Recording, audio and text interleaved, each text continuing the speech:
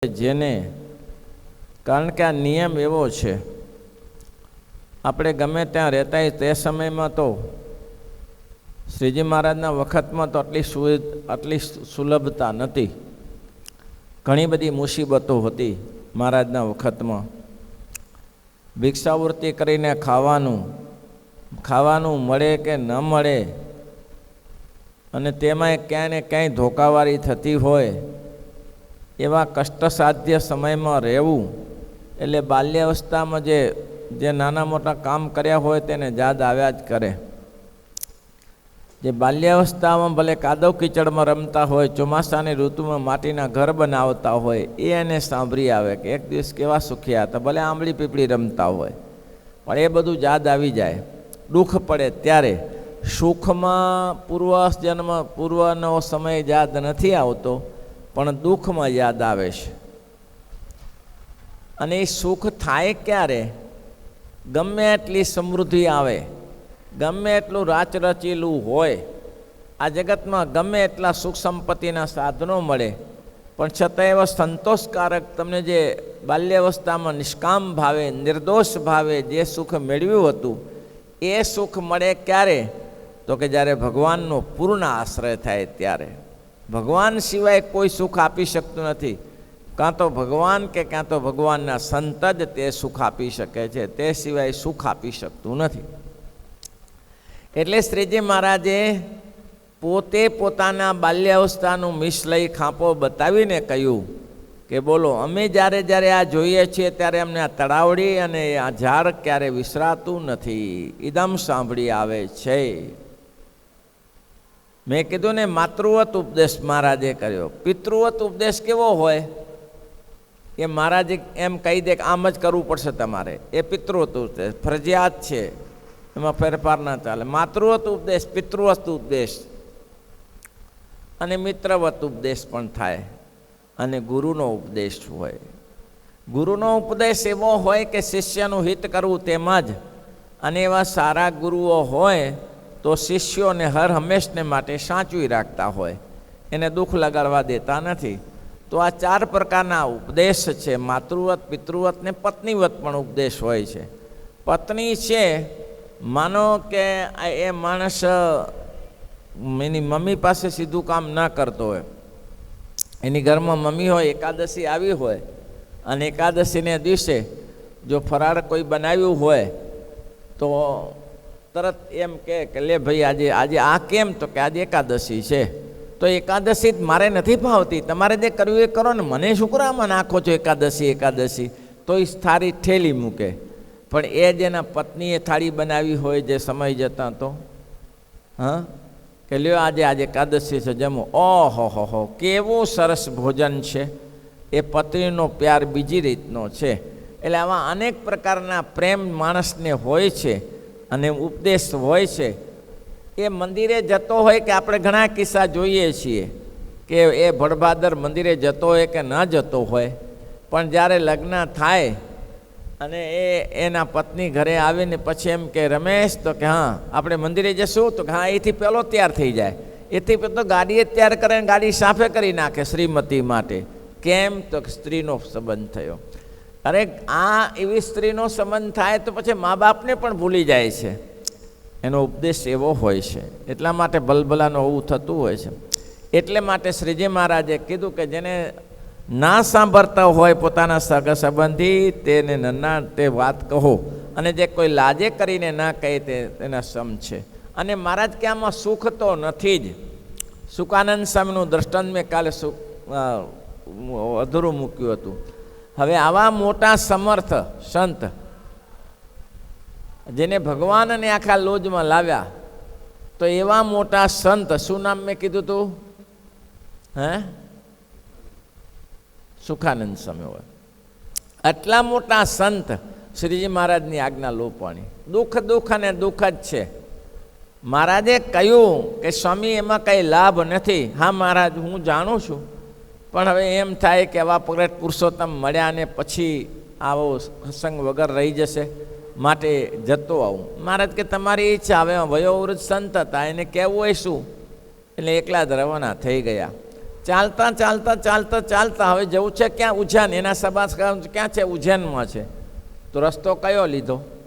આ મા મુક્ત જ હતા, આ કંઈ સામાન્ય નહોતા.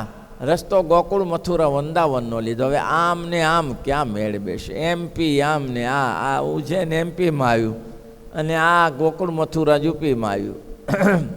હવે ક્યાં સાંધો સંધાય એવો છે? પણ જે શ્રીજી મહારાજના સમકાલીન સંતો હતા એની મનોકામના કોઈ અલગ હતી. એની મનોકામના એવી હતી કે આપણે કોઈ જગ્યાએ જતા હોઈએ અને 4 મુમુક્ષુને આપણું સમાગમ થઈ જાય અને એ જીવ જો ભગવાનના માર્ગે ચડી જાય તો બહુ મોટું કામ થઈ જાય. એ માર્ગના સંતો હતા. ગમે તે કરીને સત્સંગ કરાવે, ગમે તે કરીને લોકોને સત્સંગમાં લાવે. હવે ફરતા ફરતા ગોકુળ મથુરા બાજુ ગયા.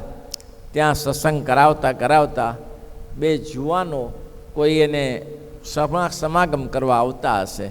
2 જુવાનોનો સમાગમ થયો. પછી સ્વામી થોડા દિવસ રોકાયા અને પછી કહ્યું આગળ. તો પેલા 2 જુવાન કે સ્વામી અમે પણ તમારી સાથે છે. અરે પણ તમારે શું કર? નહીં અમારે આવવું છે. તો કે શું કરશો? સાધુ થશું. સ્વામીએ તરત એને દીક્ષા આપી અને સાધુ કર્યા. હવે ત્યાં ઉજ્જૈન પાસે પહોંચવામાં આવ્યા. તે સમયમાં હવે ગોકુળ મથુરા ગયા તો એની તાકાત કેટલી હોય જુઓ. ગોકુળ મથુરા ગયા ત્યારે આપણે સાંભળીએ છીએ કે લાલા બાબુએ મંદિર બનાવ્યું છે. એ લાલા બાબુ મૂળકૃષ્ણકાંત અને એ કલકત્તાના વતની હતા. અને આખું ખંડડિયું એનું હતું, કલકત્તા પ્રદેશનું આખું રાજાનું ખંડડિયું. એ કમિશનર હતા ત્યાં. અને એને પોતાને એવો વિચાર આવ્યો કે આમાં ને આમાં હું ક્યાં સુધી પડી રહીશ, આમાં ને આમાં, આને આ ધંધામાં ને ધંધામાં. એક દિવસ નાવિક એમ બોલતો હતો કે મારા છેલ્લા ફેરા હે, આવું હોય તો આવી જાઓ, છેલ્લા ફેરા હે. આમાં જાગી ગયા કે એનો છેલ્લો ફેરો છે તો મારો આ છેલ્લો ફેરો મારે ન કરવો જોઈએ. અને એમાં જાગી ગયા અને તરત જ આગળ વધ્યા તો એક ધોબીની કન્યાએ એમ બોલ્યું કે દીપ પ્રગટાવો. પિતાશ્રીને કહે છે પિતાશ્રી અંધારું થાય છે, દીપ સૂર્યાસ્ત થઈ ગયો, દીપ પ્રગટાવો. ત્યારે આને કહ્યું કે મારો સૂર્યાસ્ત થવાની તૈયારીમાં જ છે તો મારે બી સૂર્યાસ્ત થઈ જશે, મારે દીવો પ્રગટાવવો જોઈએ. આ 2 શબ્દ એને કામ કરી ગયા. અને તરત જ કૃષ્ણશંકર શાસ્ત્રી કૃષ્ણભાઈ એ ઉર્ફે લાલા બાબુ એ ઘર છોડીને સંપત્તિ રાચરતેલું છોડીને ત્યાંથી નીકળી ગયા અને વૃંદાવનમાં આવ્યા. જીવનો સ્વભાવ છે, હવે ઘર છોડીને નીકળી ગયા છે. એને કંઈ એકને બધી સંપત્તિ માટે તો અહીંયા આવ્યા નહોતા, એને તો ભગવાન ભજી લેવા માટે આવ્યા હતા. પછી એને વૃંદાવનમાં આવીને એમ થયું કે મારે એક મંદિર બનાવવું છે. એમાં પોતાના શિષ્યો થયા અને એક શિષ્યએ એમ કહ્યું કે આપ જો મંદિર બનાવવા ઈચ્છતા હો તો હું જમીન આપું તમને. એને જમીન આપી, જમીનમાં મંદિર બનાવ્યું. લાલા બાબુનું મંદિર જે મોટું મંદિર છે, 18 મણ સોનાનો થંભલો છે.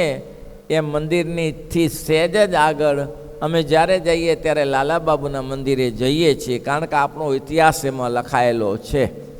તો એ લાલા બાબુના મંદિરમાં એને એક મંદિર બનાવ્યું, સરસ મંદિર બનાવ્યું. હવે મંદિર બનાવ્યા પછી બીજી ચર્ચા ચાલી પાછી તો કે એની વર્ષાસન કરી દઈએ. હવે પોતે વર્ષાસન તો પોતે પહેલાં ભેગું કરતા જ હતા, તો એને છોડીને પછી આ લફ શરૂ કરી તો વર્ષાસન કરી દઈએ. વર્ષાસનમાં શું તો કે 2000 વીઘા જમીન મળી જાય, 1500 વીઘા જમીન મળી જાય તો ઠાકોરજીની આજીવિકા ચાલ્યા કરે. હવે એમાં ને એમાં જમીનોના લેવા દેવામાં લક્ષ્મીશંકરનો સમાગમ થયો. અને એક બાજુ લક્ષ્મીશંકર તમે જે આપણે માધવરાયનું મંદિર છે એના માટેની જમીન એકઠી કરે અને આ બાજુ લાલા બાબા એની જમીન એકઠી કરે. હવે માધવરાય જે લક્ષ્મીશંકર હતા એ મૂળ ઓરિજિનલ જયપુરના હતા અને જયપુરમાંથી રાજાએ એને કારભારી હતા. તો રાજાએ એમને કહેલું કે સાધુ સંતોના જે જયપુરના રાજાએ કહેલું કે સાધુ સંતોના જે પૈસા, સાધુને પૈસા શું કરવા છે, સાધુ પાસે ઘણી સંપત્તિ છે એ એકઠી કરો અને એ રાજ્યમાં ન વાપરતા અને કોઈ મંદિરો બનાવવા વાપરી નાખો. એટલે લક્ષ્મીશંકરે સાધુ સંતો પાસેથી પૈસા લઈ અને આ બધા મંદિર, એ પણ મંદિર બનાવ્યું. અત્યારે મેન મંદિર છે ગોકુળ મથુરા, આ બનાવે છે વૃંદાવનમાં બનાવે છે અને પહેલાં એ ગોકુળમાં બનાવ્યું મંદિર. હવે બંનેના મંદિરના કામ ચાલે. અને બંને પાછા જમીનો માટે મથમથ કરે. હવે એમાં સામે સામે ઓલો કે આ જમીન મારી જ લેવાની છે, ઓલો કે આ મારે લેવાની છે, એક મેં બાનું કર્યું છે, મેં બાનું કર્યું, એમાં ઝઘડા થયા. જમીનોના ઝઘડા જરા જમીનને જોરું કજિયાના છોરું વર્ષોથી આ ચાલ્યું આવે છે, વર્ષોથી ચાલ્યું આવે છે. હવે એમાં એ ઝઘડામાં ફસાયેલા. જોગાનું જોગે એક દિવસે એને થયું કેસ લડવા ગયેલા, હવે બેસે ધ્યાન કરવા, પણ વકીલનું ધ્યાન થાય કયો વકીલ રાખવું અને કયું મંદિર કઈ જમીન કેવી રીતે જીતી શકું, આવું ધ્યાન ચાલ્યા કરે. એક દિવસ ઓચિંતો એને વિચાર આવ્યો કે હું આ શેના માટે આવ્યો હતો, હું ઘર છોડીને ત્યાં મારે આ તો હતું જ બધું, તો હું લક્ષ્મીશંકર સાથે ઝઘડો શેના માટે કરું છું? અરે ગજબ છે, હું જે કરવા આવ્યો છું તો નથી કરતો ને બીજું કરું છું. આ જમીન મળીને મંદિર તો હું નહોતો ત્યારે મંદિરો ચાલતા હતા, હું નહીં હું ત્યારે ચાલશે. હું જે કરવા માટે આવ્યો છું એમ માટે કરવાનું રહી જાય છે ને બીજું થાય છે. હવે આમ ને આમ વિચાર કરીને છોડી દીધું બધું, લફ મૂકી પડતી કે આમાં શું આપણે લફ કરવાની હતી. છોડી તે દીધું, પણ હજી એને મનમાં વિચારો ચાલ્યા કરતા હતા. એટલે એમ કે વિચારો કેમ ચાલે છે, મેં બધું છોડી દીધું તો કે હજી હું એમ માનું છું કે હું કૃષ્ણ શંકર છું, એ હજી મારામાંથી હું નગર કમિશનર છું એ પણ હું ગયું નથી, માટે બીજું કઈ રસ્તો અપનાવવો પડશે. એ પછી ભિક્ષાવૃત્તિ કરવા લાગ્યા. ભિક્ષાવૃત્તિ કરીને પોતાનું સદાવટ હતું તેમાંથી ભિક્ષા લેવા પોતે ઊભા રહે, ગામમાંથી ભિક્ષાવૃત્તિ લેવા ઊભા રહે. લાલાબાબુ પોતે જાતે આવી એને પરિસ્થિતિ ઊભી કરી. અને પછી એક દિવસ એને લક્ષ્મીશંકરનું સદાવટ હતું તેમાં ભિક્ષાવૃત્તિ કરવા માટે ગયા. ભિક્ષામ દેહી કરીને ઊભા રહ્યા. ત્યારે લાલાબાબુને જોઈને એના અમાત્યો એને બધા મંત્રીઓએ કહ્યું, જે એના સેવકોએ કહ્યું લક્ષ્મીશંકરને કે એ બાબા તો કે હા લાલાબાબુ ભિક્ષા લેવા માટે આવ્યા છે, લાલાબાબુ ભિક્ષા લેવા માટે આવ્યા છે. એટલે લક્ષ્મીશંકર દોડતા દોડતા આવ્યા કે કોઈ દિવસ નહીં, અમે તો સામે 12મો ચંદ્ર છે, કોઈ દિવસ નહીં ને આજે કેમ ભિક્ષાવૃત્તિ માટે? એટલે તરત જ કીધું કે આવો આવો અંદર આવો લાલાબાબુ, અંદર આવો અંદર આવો, તમારા દેવાને ભિક્ષા લેવાની ન હોય, આપણે અંદર બેસીને જમીએ. આજે આપણા તરફથી બધા ભેગા બેસીને જમીએ. આવો આવો આવો, ઘણા દિવસે આપણે સામે લડ્યા છીએ, પણ આજે તમારી મનોવૃત્તિ બદલાઈ તો મારી વૃત્તિ બદલાઈ છે. આવો આવો, જમીનની રહેશે, આવો આપણે ભેગા બેસી. લાલાબાબુએ કહ્યું કે મેં અજાતીત વ્રત લીધું છે, હવે હું કોઈને ત્યાં પાટલા ઉપર બેસીને જમીશ નહીં, મને ભિક્ષા આપી દો. અને રડતા નેત્રે લક્ષ્મીશંકરે ભિક્ષા આપી. અને પણ આ મંદિરનું તો કામ થોડું થોડું કરતા રહેતા હતા, પણ અજાતીત વૃત્તિથી. આમને એક બીજી તકલીફ હતી, આંતરડાની તકલીફ હતી, ખાધેલું પચે નહીં અને ઊંઘ આવે નહીં. આ ઇતિહાસ એની સાથે ઘણો બધો લાંબો ઇતિહાસ છે. પણ એ સુખાનંદ સ્વામી જ્યારે ગયા ત્યારે એને ભિક્ષાવૃત્તિ સુખાનંદ સ્વામીને લેવી હતી લાલાબાબુના સદાવટમાંથી. ત્યારે લાલાબાબુ દરેકને પૂછતા કે બધાને તૃપ્ત કર્યા? તો કે બધાને તૃપ્ત કર્યા, પણ બે સંત કોઈ અહીંયા 3 સંતો હતા ને, 2 નવા બર્યા, આ 3 એને તૃપ્ત થયા અને એ દૂર ઊભા છે, તો અહીં બોલાવો.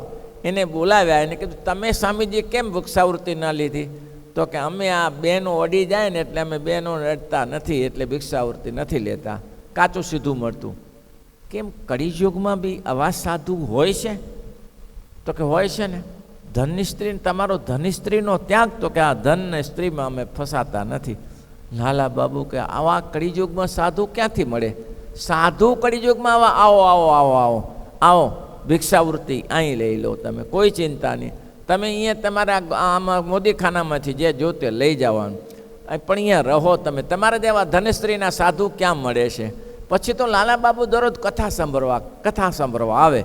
હવે લાલાબાબુ કથા સાંભળવા માટે આવ્યા તો એને પહેલે જ દિવસે એને ક્યારે ઊંઘ નથી આવતી, અજીર્ણનો રોગ, ઊંઘ ના આવે, હેરાન થાય, પરેશાન થાય, સેવા બહુ સારી કરે પણ ઊંઘ ના આવે. ઓચિંતી આ કથા વાર્તા સ્વામિનારાયણ ભગવાનની સાંભળી અને લાલાબાબુ ત્યાં સભામાં જ ઊંઘી ગયા 3 કલાક. આ પહેલી વાર એવું બન્યું કે ઊંઘ આવી જઈએ એને, ઘસઘસાટ ઊંઘી ગયા. જાગ્યા પછી કહ્યું કે સ્વામીજી આપ કોઈ ભગવાન છો? તો કે ના બાપા ના, અમે કંઈ ભગવાન નથી, ભગવાન તો આ બેઠા લોજ માંગરોળમાં, અમે તો એના સેવક છીએ. ના ના ના ના, તમારામાં ભગવાનની તાકાત છે. પછી તેને ગુણ આવી ગયો. હવે સ્વામી તો ક્યાં સુધી રહે? સ્વામી તો વૃંદાવનમાં લગભગ માનો ને કે 1.5 મહિનો એની પાસે રહ્યા, કથા વાર્તા સંભળાવી, એને બહુ આનંદ થયો. અને 1.5 મહિના પછી સ્વામીએ રજા માગી કે અમે જશું. લાલા બાબુ કે સ્વામી આ મંદિર સંભાળો, અહીં જ રહો, આ મંદિર તમારું. અમે કે કોઈ બંધનમાં નથી આવતા, અમારા ઈષ્ટદેવની આજ્ઞા છે કે કોઈ બંધનમાં ના આવાય. બંધન છે એ દુઃખદાયક છે. ઓહો હો. લાલા બાબુએ સોનાના પાસલા આપ્યા કે લ્યો, તમારામાં આવી તાકાત છે તો તમારા ઈષ્ટદેવમાં કેટલી તાકાત છે. તમે તો એમ કહો છો કે આ તો હજારો પરમહંસો છે, તો એનામાં તાકાત કેટલી હશે. આ સોનાની હું તો બીજી શું સેવા કરી શકું. હવે મારે ત્યાં આવી નહીં શકાય, કારણ કે મારી ઉંમર થઈ છે ને હું મારી માયામાં ફસાયો છું. એટલે આ સોનાના પાસા લઈ જાઓ. એટલે સુખાનંદ સ્વામી કે આ તો માથા કપાવે, આ તો માથા કપાવે, આ જોડીમાં રખાય જ નહીં, આ તો પાપ જ છે એક જાતનું. એમ તો કે હા, અમે આવું ના સંગ્રહ કરીએ. અમારે ત્યાં રસ્તામાં જઈએ અને કોઈને ખબર પડે તો એ તો આ અમારા માથા કાપીને લઈ જાય. આ ધંધો અમે નથી કરતા. આવા સોનાના પાસા લેવાની અમારે જરૂર નથી. અરે આવું તો હું શું સ્વામિનારાયણ ભગવાન સુધી પહોંચાડું. પછી અત્તરની શીશી લાયા. હવે તેવું તે સમયનું અત્તર ધમધમાટ ભરતું, આમ જો પડ્યું હોય તો ચારે બાજુ સુગંધ થઈ જાય. અત્તર લાયા.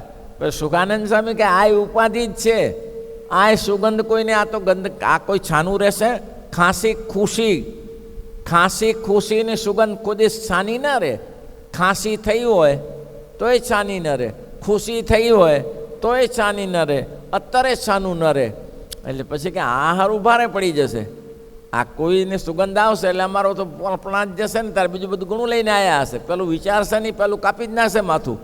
એટલે એને પછી એને માટીના લોંદા મારી અને બોટલીને આખી માટ કરી દીધી અને પછી મારા સુધી લઈ ગયા નક્કી કર્યું. હવે ત્યાંથી ઉજ્જૈન તરફ પકડાય, રસ્તો પકડ્યો. ઉજ્જૈન તરફ જાય છે તો ઉજ્જૈન સુધી પહોંચી ગયા અને ત્યાં સ્વામી બીમાર પડ્યા. આ બે ચેલાને કહ્યું કે હવે મારું શરીર નહીં રહે. મારા શરીરનો જવું તું ક્યાં? પોતાના સંબંધીને મળવા. હજી સંબંધીને મળ્યા નથી, આયુષ પૂરું થઈ ગયું. શ્રીજી મહારાજે કહ્યું હતું તમારું આયુષ લાંબુ નહીં હોય સ્વામીજી, અને 12 મહિના પૂરા થઈ ગયા આમાં, અને આયુષનું મર્યાદા આવી ગઈ. એટલે એને ખબર પડી ગઈ. બંને શિષ્યોને કહ્યું કે હવે આ મારું શરીર લાંબુ રહેશે નહીં, 2-4 દિવસનું ગરાક છું. આ અત્તરની શીશી સ્વામિનારાયણ ભગવાનને પહોંચાડજો. હવે આમાં સમર્થ સંત હવે એમ કહેતા 2 દિવસમાં પંચભૂતનું શરીર છોડી દીધું. જુઓ હવે હું જઉં છું, આ મારું વચન એટલું માનજો અને સ્વામિનારાયણ ભગવાનને મારા ઘણા જય સ્વામિનારાયણ કહેજો, અને કહેજો કે સુખાનંદ સ્વામી તમારું સ્મરણ કરતાં કરતાં આ દેહ છોડ્યો છે. ભલે, બહુ સારું. અને ત્યાં પછી દેહ છોડી દીધા પછી બંને શિષ્યોએ અગ્નિ સંસ્કાર સ્વામીનો કરી દીધો. અને પછી સૌરાષ્ટ્ર ભણી ચાલ્યા ત્યારે સ્વામીએ કહ્યું હતું કે કારિયાણીમાં સ્વામિનારાયણ ભગવાન તમને મળશે. કારિયાણીનું નામ પૂછતા જજો. અને આ બંને મહારથીઓ કારિયાણી આવ્યા અને કારિયાણીમાં વિશાળ સભા થયેલી અને આ નવા પરમહંસોને જોયા. એટલે શ્રીજી મહારાજે કીધું કે આ બે જુવાની, આ નવા પરમહંસો તો આપણે એને દીક્ષા આપી નથી, તો આ નવા પરમહંસો ક્યાંથી આવ્યા? આખો ઇતિહાસ કીધો અને કહ્યું કે સુખાનંદ સ્વામીએ પંચભૂત શરીર છોડ્યું અને તમારી સ્મૃતિમાં શરીર છોડીને ભગવાન ધામમાં ગયા છે.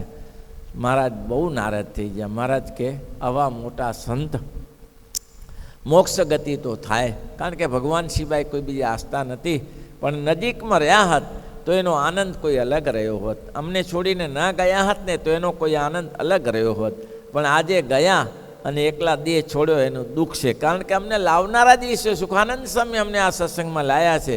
આવા મોટા સંતોની શું વાત કરવી.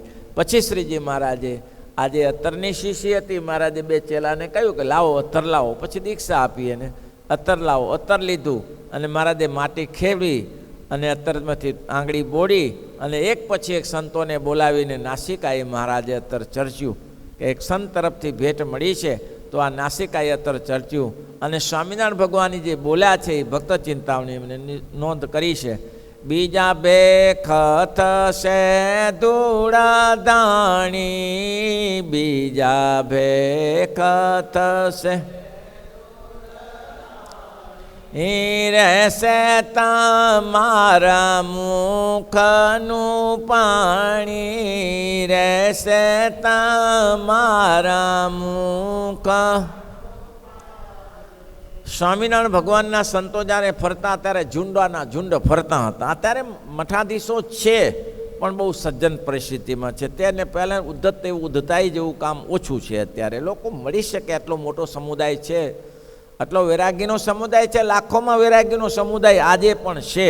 હવે એમાં કંઈ બધા એક સરખા ન હોઈ શકે, પણ મોસ્ટ ઓફ બધા સારા મઠાધીશો છે અને બધા પોતપોતાના સંપ્રદાયોને સાચવીને બેઠા છે, પોતાનું ભજન કરે છે. પણ તે દિવસે ઉદ્ધતપણું હતું એ અત્યારે ઉદ્ધતપણું નથી. અત્યારે ગુજરાતમાં સુખ શાંતિ છે, કોઈ કોને કનડગત નથી કરતું.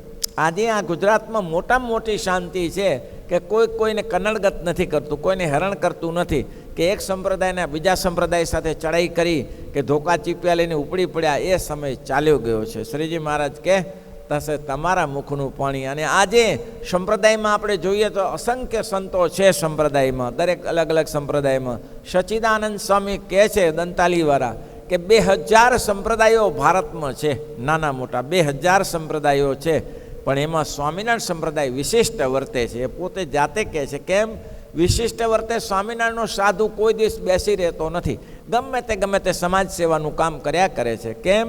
ગૌશાળા બનાવે, ધર્મશાળા બનાવે, ગુરુકુળો બનાવે, સ્કૂલ બનાવે, કોલેજ બનાવે, હોસ્પિટલ બનાવે. ગમે તે સ્વામિનારાયણનો સાધુ બેસી રહેતો નથી. એ વિશેષતા છે. કેમ? સમાજના રોટલા ખાઈને સમાજનું કામ કરે છે. અને આજે બી લોકો એટલો જ સ્વામિનારાયણના સાધુ ઉપર વિશ્વાસ મૂકે છે, એટલો જ વિશ્વાસ મૂકે છે. કોઈ એના સાધુને કોઈ સેવામાં નહીં ધ્યાન આપતા હોય, પણ સ્વામિનારાયણનો સાધુએ કોઈ કામ કર્યું તો પહેલાં ભેગા પડી જાય.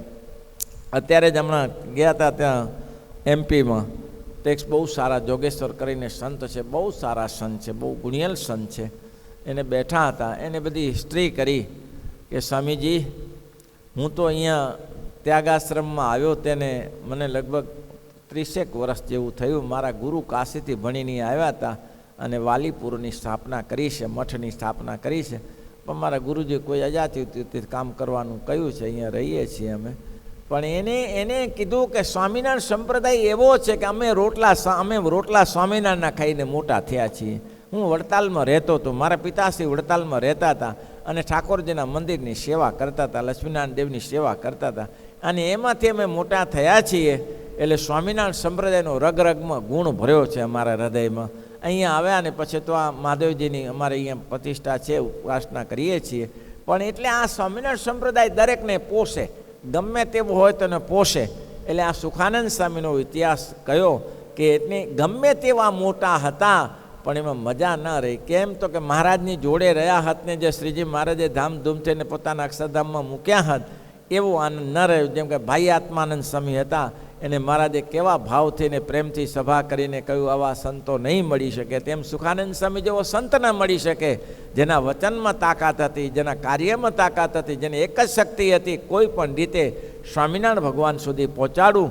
પણ એક વાત મનાઈ નહીં. છેલ્લે એને કહ્યું કે સ્વામિનારાયણ ભગવાનને કહેજો મારાથી આજ્ઞા લોપાઈ છે અને એના કારણે મહારાજનું વચન મનાણું નથી અને હું અહીંયા મારો પંચભૂત શરીર છોડું છું. એટલે એનું દુઃખ છે. એટલે મહારાજે કીધું કે ગમે તેવો સાધુ હોય એ પોતાની જન્મભૂમિ યાદ ન કરે. યાદ તો હોય પણ એને વાગોળ્યા ન કરે.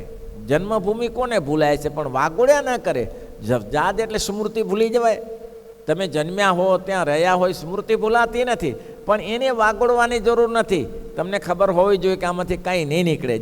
જેને મમ્મી પપ્પા સાથે સંબંધ રાખ્યો, મા બાપ સાથે સંબંધ રાખ્યો, એ ઘર ભેગા થાય ને થાય, આજે નહીં ને કાલે.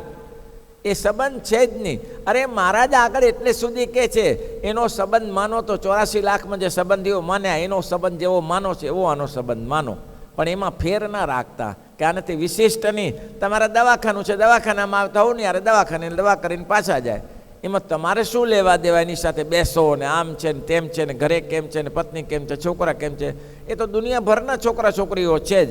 ત્યાંને વિશિષ્ટ પૂછવાની જ જરૂર છે. ત્યારે સત્સંગીનો પણ સંબંધ ન રાખવો. સત્સંગી છે એનો સંબંધ રાખશો તો એ નડશે, પેલાનો નહીં નડે. થોર અને પીપળો મહારાજ કે કાપીને જમીનમાં ખાલી પડ્યો હશે ને તો ફૂટ્યા કરશે, પણ આંબો લીમડો કંઈ ફૂટતો હશે?